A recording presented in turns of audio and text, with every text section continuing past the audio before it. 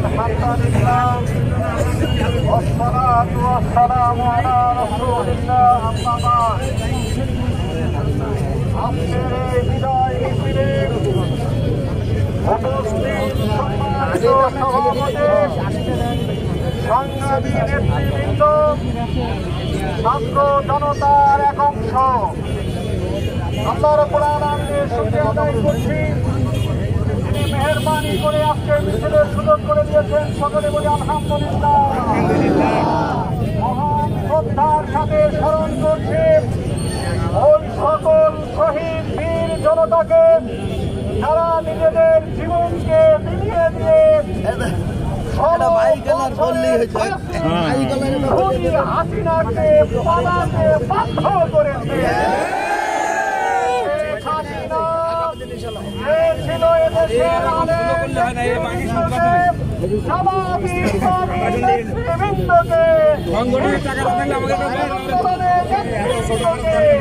ফাঁসি দিয়ে হত্যা করে সম্ভব হবে, তার আশা ধূলিসাৎ হয়ে গেছে।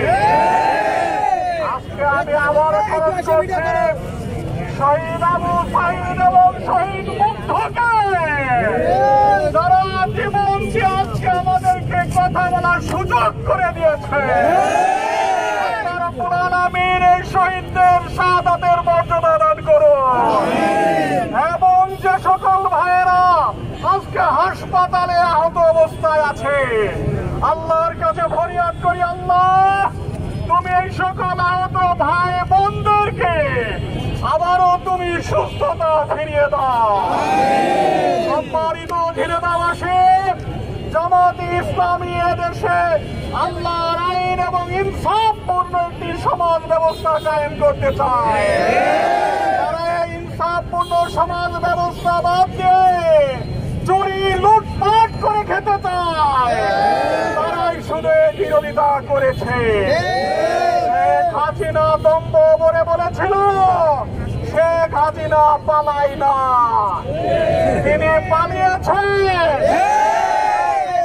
মন্ত্রীরা পালাতে গিয়ে খালে বিলে ধরা পড়ছে। সম্মানিত জনতা, এই দেশ নিয়ে যারা ষড়যন্ত্র করছে, আপনারা দেখেছেন ছাত্র জনতা এখনো জেগে আছে। এই দেশ নিয়ে কোন কুচক্রী মহল আর ষড়যন্ত্র করতে পারবে না।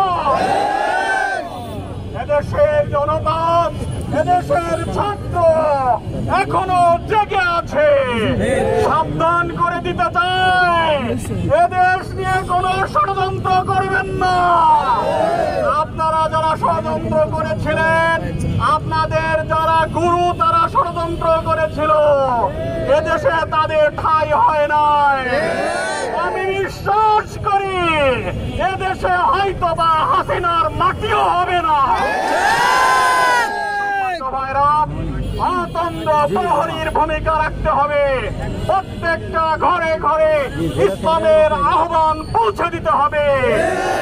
সে ন্যায় এবং ইনসাফ ভিত্তিক সমাজ কায়েমের জন্য প্রচেষ্টা করতে হবে। প্রত্যেকটা ঘরে জামাত ইসলামী, ইসলামী ছাত্র শিবিরের কর্মী পয়দা করতে চায়। আপনাদেরকে যে কোনো পরিস্থিতি মোকাবেলার জন্য সদা প্রস্তুত থাকার আহ্বান জানিয়ে সকলকে ধন্যবাদ জানিয়ে, আমি আবারও সাংবাদিক বন্ধুদেরকে ধন্যবাদ জানিয়ে, আইন শৃঙ্খলা বাহিনী রক্ষাকারী বাহিনীকে ধন্যবাদ জানিয়ে আমার এই বক্তব্য এবং এখানকার আজকের সমাবেশ শেষ করা হচ্ছে, সমাপ্তি ঘোষণা করা হচ্ছে। আল্লাহ হাফেজ, আসসালামু আলাইকুম। এ পর্যায়ে সভাপতি বক্তব্য দেবেন আমাদের সদর থানার